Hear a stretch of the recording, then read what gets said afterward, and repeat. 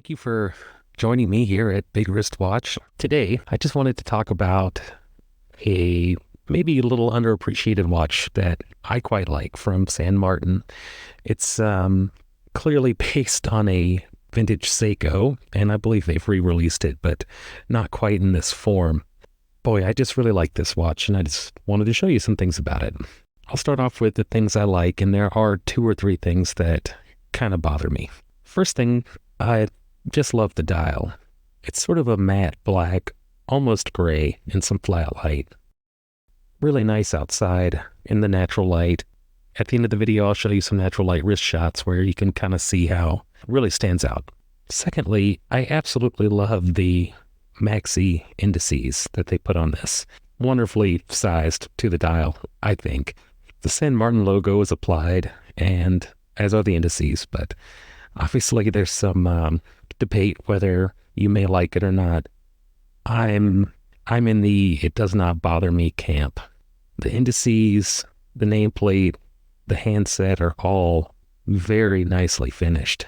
I quite like them. The watch is just a real pleasure to look at, and it really wears, to me, under its 44 millimeter size. The way the dial just kind of draws you in, great look. I don't know if you'll be able to pick it up, but the slightly beveled sapphire crystal is wonderful. Very clear. I'm sure it has an AR coating. I'm not sure. I believe it's probably clear. Nope, I believe it's a blue AR coating, as you can kind of see here. But very clear in practical use when you're not pointing it at a cheap studio light. The bezel has wonderful action. 120 clicks. Very sturdy. Not much back play. Not much side-to-side play.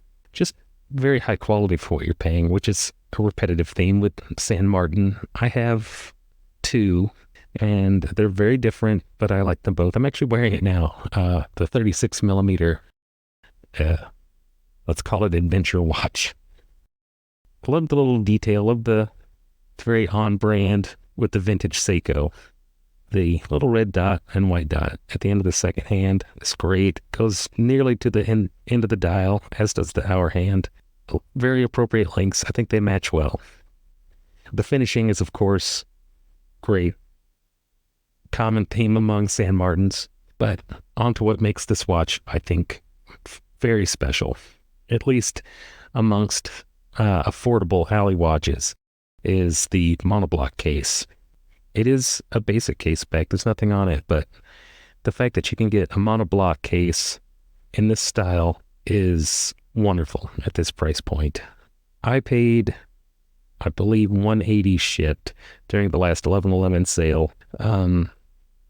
Right now they are around $200. You could probably get it cheaper with coins. There's always little sales that pop up. But for that price point, I'm not sure what more you can get that's this unique. I'll move on to the bracelet. From afar, it sort of looks like a standard oyster style bracelet, but when you get up close, you can see it's squared off on the ends, kind of like an engineered bracelet. Great articulation, very comfortable to wear, which is definitely a bonus that they put the time to make the bracelet nice, because it is unfortunately 19 millimeter, and that would be the biggest ding against the watch. I think they're respecting the vintage style and going with 19, but I think it would have been a lot easier to just put a 20 on it at 19 millimeter. They sort of cost themselves any sort of aftermarket, which of course doesn't truly affect them, but it'd be great to put a 20 millimeter rubber strap on this every once in a while. Just the straps available at 19, I just didn't really like any of the looks.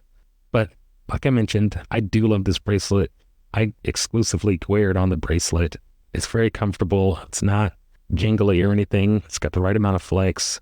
The clasp is great. San Martin do a wonderful job with the clasps, I must say.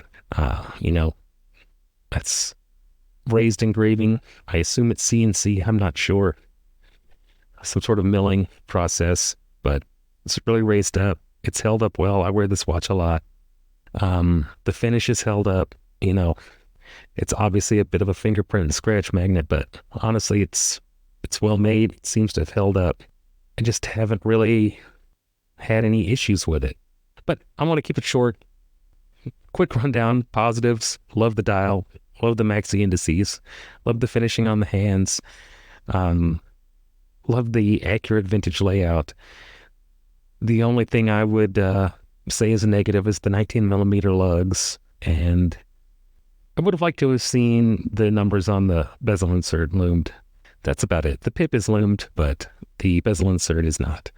And that's about it. So I greatly appreciate you tuning in. In the future, I hope to look at some more watches and talk about why I like them. And I hope you'll join me. Thank you very much.